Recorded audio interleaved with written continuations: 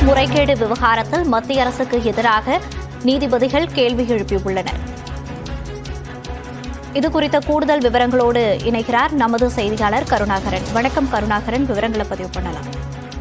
மோனிஷா, அதாவது கடந்த 2019ஆம் ஆண்டு நீட் தேர்வில் ஆள் மாறாட்டம் செய்து உதித் சூர்யா என்ற ஒரு மாணவர் தேனி மருத்துவக் கல்லூரியில் மருத்துவமனையில் சேர்ந்தார். அதன் பிறகு அவருடைய சான்றிதழில் வழி ஆய்வு செய்ததன் அடிப்படையில் அவர் ஆள் மாறாட்டம் செய்து தேர்வு செய்து கண்டுபிடிக்கப்பட்டது. இந்த வழக்கை சிபிசிஐடி விசாரணை செய்து வருகிறது. இந்த நிலையில் சிபிசிஐடி தரப்பில் ஒரு அறிக்கை தாக்கல் செய்யப்பட்டுள்ளது. அதில் ஒரே மாணவர் அதுவும் வெளிநாட்டில் இருக்கக்கூடிய மாணவர் ஒரே மாணவருக்கு 3 மாநிலங்களில் தேர்வு எழுதப்பட்டுள்ளது.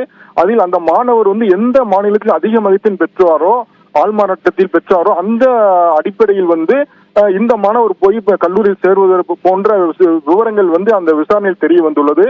மேலும் அந்த சிபிசிஐடி தரப்பில் மேலும் ஒரு விண்ணப்பம் என்றால், ஆள்மாறாட்டம் தொடர்பான அவர்களின் விண்ணப்பங்கள் உள்ளிட்ட தகவல்களை தேசிய தேர்வு முகமையிடம் நாங்கள் தொடர்ந்து கேட்டுக் கொண்டிருக்கிறோம். ஆனால் அவர்கள் எந்த விதமான பதிலும் தரவில்லை என்று நீதிமன்றத்தில் தெரிவித்தனர். இதைத் தொடர்ந்து நீதிபதிகள்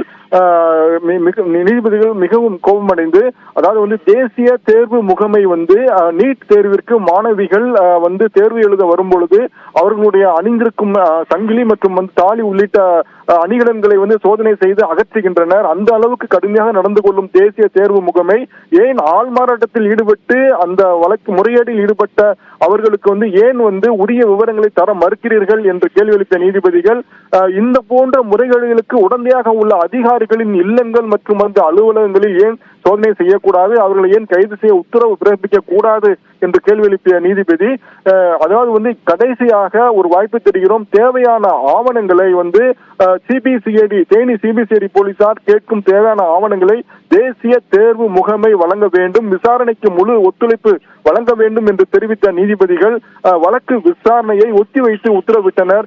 மோனிஷா, விவரங்களுக்கு நன்றி கருணாகரன்.